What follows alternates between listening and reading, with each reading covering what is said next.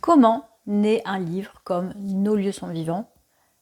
Combien de temps ça prend d'écrire et de publier un livre de ce type-là? Alors, j'ai eu plusieurs questions sur l'écriture de mon livre et je me suis rendu compte que la plupart d'entre nous, on ne savait pas vraiment comment ça se passe, l'écriture et la publication d'un livre. Moi-même, je n'en savais pas grand-chose avant de me lancer dans l'expérience. Et dans les questions, on a parfois des gens qui s'étonnent que ça ait pris plus de 6 mois entre l'écriture et la publication. Alors je voudrais vous expliquer tout ça dans cette vidéo. D'abord, ce livre, d'où vient-il? Ça, c'est le premier point que je voudrais aborder. C'est le produit de tout mon parcours. Depuis mon enfance, depuis les formations que j'ai suivies en architecture intérieure, en feng shui traditionnel, en Bazi, en géobiologie, sur les tracés régulateurs, sur le yiking, sur le développement personnel, etc., etc. À la fin de cette vidéo, j'ai prévu de mettre la liste de toutes les personnes que je considère de près ou de loin comme des mentors, une façon de les remercier également. Il y a aussi mon histoire personnelle. Mon père était professeur de géographie urbaine et il était amoureux de montagne, il faisait beaucoup d'alpinisme et c'est le premier qui m'a appris à lire la terre, les montagnes, les formes extérieures, les paysages, les villes, etc. Alors il n'était évidemment pas du tout connecté sur la question du feng shui traditionnel, c'était pas du tout sa clé de lecture, mais par contre il m'a vraiment transmis cette passion pour la terre, pour les vues aériennes, donc tout ça c'est vraiment des choses, ça vient directement de lui. Il y a aussi dans ma famille une histoire particulière par rapport à la Chine, avec un oncle qui a fait de l'acupuncture, un grand-oncle qui est parti en Chine, à une époque où c'était quand même pas très ouvert au tourisme, et d'ailleurs c'était pas du tourisme qu'il allait faire là-bas. Et puis même maintenant, là voilà, le flambeau continue avec mon fils qui est praticien en médecine traditionnelle chinoise. Il y a aussi mes expériences professionnelles, personnelles, mes rencontres, mes discussions avec des personnes connectées, mes rencontres avec mes clients, leurs lieux, qui ont été vraiment des enseignants remarquables. Et ça, c'est vraiment un des points que j'aborde dans mon livre, les lieux vus comme enseignants, en fait. Ils ont été enseignants pour les gens qui les habitent, mais ils sont aussi enseignants pour moi en tant que praticienne. Alors tout ça, je l'ai métabolisé, je l'ai digéré, je l'ai incorporé, je l'ai transformé, je l'ai fait mien, en fait, en fonction de ce que je suis, de ma trame énergétique personnelle, qui est finalement ce qui guide mes pas dans cette vie. C'est aussi ce que j'ai découvert à travers ma propre pratique sur les projets, les lieux sur lesquels j'ai pu intervenir. Donc ça, il y a beaucoup de choses en fait qui sont dans ce livre qui ne m'ont été enseignées par personne, si ce n'est par ce que j'ai intuité, découvert, eu comme information au travers des lieux sur lesquels j'ai pu intervenir. Un autre point, c'est que ce livre, il m'a été en quelque sorte dicté. Alors, par quoi, par qui? Ça, c'est un peu mystère. Mais j'en ai parlé avec d'autres auteurs, dans des styles très différents, des auteurs de romans, des auteurs de poésie. Et je me rends compte que c'est quelque chose que nous partageons. L'auteur, finalement, n'est pas le seul auteur. Il y a une espèce de force invisible qui nous pousse à écrire, qui nous dicte un petit peu les mots, en fait. La question du verbe, de la parole, pour moi, elle est particulière. Est-ce que finalement, ce qu'on écrit dans un livre, c'est bien plus que des choses qui sortent directement et uniquement de notre tête, en fait. Je lisais récemment ces propos de l'éditeur Bernard de Fallois. Ce n'est ni l'auteur ni l'éditeur qui décide de la parution, c'est le livre lui-même. Et ça, je trouve que c'est particulièrement vrai, en fait. Ça correspond vraiment à ce que moi j'ai eu l'impression de vivre à travers cette publication. Alors, pour ma part, les mots venaient souvent au réveil, dans cette espèce d'état intermédiaire où on n'est pas tout à fait endormi, on n'est pas encore complètement réveillé. Ils venaient aussi au petit déjeuner, quand j'étais toute seule. Ils venaient aussi quand je marchais. Donc il y avait vraiment des moments comme ça où j'étais vraiment en connexion. J'étais le réceptacle de choses dont j'avais l'impression que c'était dicté finalement par des forces autres. Donc j'ai pris l'habitude finalement d'avoir des blocs-notes un peu partout, des petits carnets, prendre des notes parce que c'était assez fugace en fait ces messages. Dans le livre, il y a songe au départ, il y a aussi les encars, les esprits t'enseigneront, donc qui reprennent particulièrement ces messages que j'ai pu canaliser, dirons-nous. Deuxième chose, comment j'ai écrit ce livre? Alors j'ai d'abord écrit sur des cahiers un stylo plume que j'ai acheté spécifiquement pour l'occasion, donc qui est celui-ci, qui est aussi celui qui me sert à dédicacer les livres. Donc je l'ai choisi, voilà, aussi pour le côté tactile. Enfin, c'était important pour moi de marquer le début de ce travail d'écriture en m'offrant un joli stylo, qui n'est pas du tout un stylo précieux, mais en tout cas auquel je suis très attachée maintenant.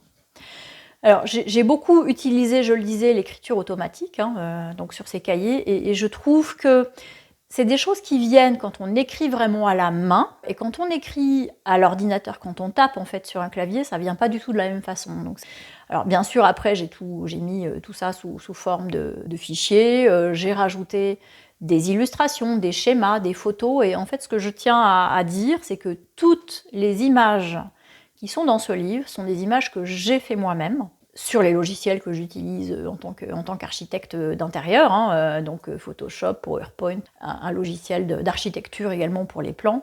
Toutes les photos, c'est moi qui les ai prises, et c'était vraiment, pour moi c'est important qu'il y ait ce travail de complémentarité entre le texte et l'image. C'est aussi une façon d'équilibrer les deux hémisphères du cerveau, qui est vraiment cet équilibre, et qu'on parle vraiment aux deux hémisphères. Alors, ce qu'il faut que vous sachiez aussi, c'est que ce livre, c'est l'introduction, en quelque sorte le tome 1 d'une Bible, appelons-la comme ça, qui fait 700 à 800 pages, que j'avais décomposée en 5 tomes. Tout ça pour dire que j'ai encore de la matière dans les tiroirs, et j'espère que mon éditeur me suivra pour d'autres projets ultérieurement. Je voudrais maintenant vous parler des étapes et vous montrer à quel point c'est un travail sur le long terme. Alors je l'ai dit plusieurs fois, ça fait plusieurs années que je porte ce projet, etc. Je pense que c'est intéressant que vous sachiez un petit peu la décomposition, puis avec des dates également, pour comprendre comment les choses s'articulent. Et puis c'est plein de rencontres aussi avec des personnes qui ont été précieuses. Alors, la Bible, dont je parlais à l'instant, j'ai commencé à la réfléchir en 2018. J'ai commencé à l'écrire en 2021 et je l'ai considérée suffisamment aboutie pour la déposer à ce qu'on appelle la Société des gens de lettres, qui est vraiment une instance de protection de la propriété intellectuelle. Donc, on peut y déposer les manuscrits. Donc, je l'ai déposée en janvier 2023. Donc là, je parle de la Bible de 700 à 800 pages. J'ai commencé à discuter avec Stéphanie Honoré, qui est maintenant mon agente, qui m'a dit qu'en l'état, ça paraissait compliqué pour une jeune autrice inconnue au bataillon de faire éditer ça en l'état. C'était trop de risques en fait. Donc sur sa suggestion, on a préparé une version allégée, on a pris le démarrage de cette Bible pour essayer de la déployer, la rendre plus pratique, la rendre plus vivante, on va dire. Et c'est ce premier tome-là, ce démarrage, qui a abouti à ce livre, Nos lieux sont vivants, que vous avez entre les mains, ou que peut-être vous aurez un jour entre les mains, parce que je pars du principe que vous l'avez lu, mais ce n'est peut-être pas encore le cas. Donc c'est sur cette base-là que Stéphanie a commencé à chercher un éditeur. Donc il y a eu pas mal d'allers-retours jusqu'à fin août, donc sur la composition, en tout cas sur la rédaction de ce livre-là. Et donc j'ai déposé une version qui est très proche de celle qui est maintenant dans ce livre, que c'était en septembre 2023. Donc Stéphanie, sur cette base-là, a contacté le Lotus et l'éléphant, et qui a donné son accord fin septembre 2023. À partir de là, les choses sont bien accélérées.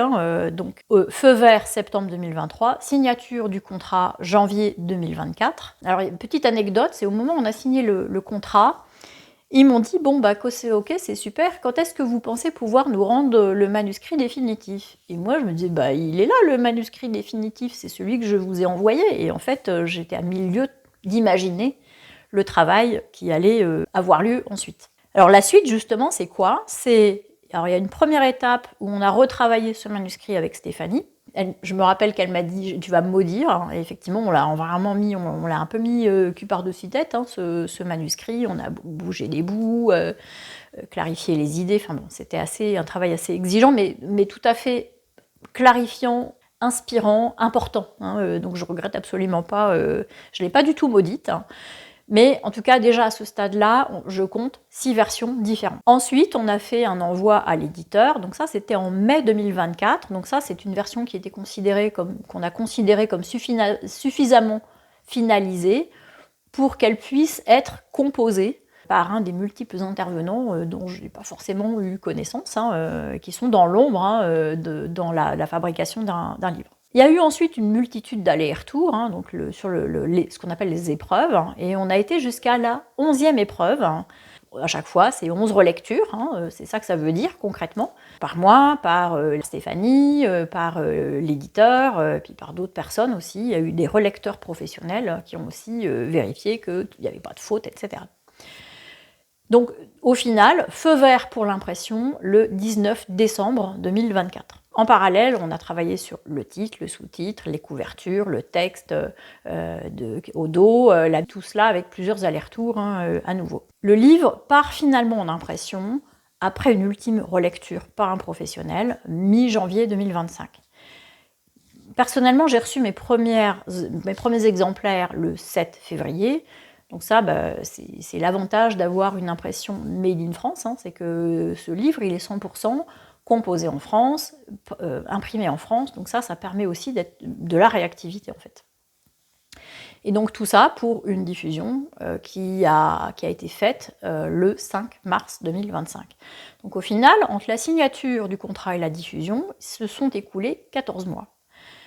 Sachant que ça a plutôt été rapide, en tout cas au moins sur le démarrage, et que alors initialement on avait prévu une sortie en janvier, mais je reviens pas sur ce sujet-là. Voilà, donc ça c'est quand même considéré comme plutôt rapide. Donc, alors la conclusion, c'est que faire un livre, ça prend beaucoup de temps, mais ça m'a permis aussi de découvrir, et ça c'est vraiment le dernier point sur lequel je souhaiterais insister, c'est que ça m'a permis de découvrir l'industrie, le fonctionnement du milieu du livre. Et ça, j'avais pas du tout conscience de ce qu'il y avait derrière, tous ces métiers en fait qui sont derrière le métier de l'édition. C'est un métier, une industrie avec des problématiques d'industriels, comme le coût du papier, les contrats avec les imprimeurs. Donc il y a des petites contraintes comme ça dont j'avais pas du tout conscience. Alors, moi, j'ai pas une vision très claire de tous les métiers de l'édition, parce qu'il y a beaucoup de gens qui sont des... Alors, je vais pas dire des petites mains parce que c'est pas vrai, mais en tout cas des gens qui sont pas du tout, que j'ai pas eu en ligne, que je sais pas leur nom, je sais pas qui c'est, mais qui sont tous des maillons importants dans la fabrication de ce livre. Alors, je pense aux maquettistes, je pense aux graphistes, je pense aux relecteurs, je pense alors, évidemment aux imprimeurs. Donc tout ça, c'est des gens qui ont travaillé, qui ont œuvré en fait à cette œuvre collective, qu'est un livre. Et je voudrais insister aussi sur une chose. Moi, j'ai entendu beaucoup d'auteurs se plaindre des relations avec les éditeurs, qui disaient qu'on leur avait imposé un titre, qu'on leur avait imposé des couvertures, et que finalement, s'ils avaient su, ils auraient auto-édité leur ouvrage. Moi, c'est pas du tout ma perception des choses. Je tiens vraiment à remercier toute l'équipe du Lotus et de l'Éléphant pour sa confiance, pour la fluidité de nos échanges et notre coopération. L'équipe a toujours été vraiment à mon écoute, a toujours tenu compte de mon avis. À aucun moment je me suis sentie forcer la main, en fait, d'aucune sorte. Donc ça, vraiment, merci 1000 fois. Écrire un livre, c'est une chose. L'incarner dans la matière, l'amener à la rencontre de ses lecteurs, c'est un tout autre métier. Et moi, j'ai été vraiment ravie de voir comment d'autres que moi s'emparaient de ce livre, de mon manuscrit, pour l'amener jusqu'à vous. Ce livre, il prend désormais son envol. Il vit son existence de livre.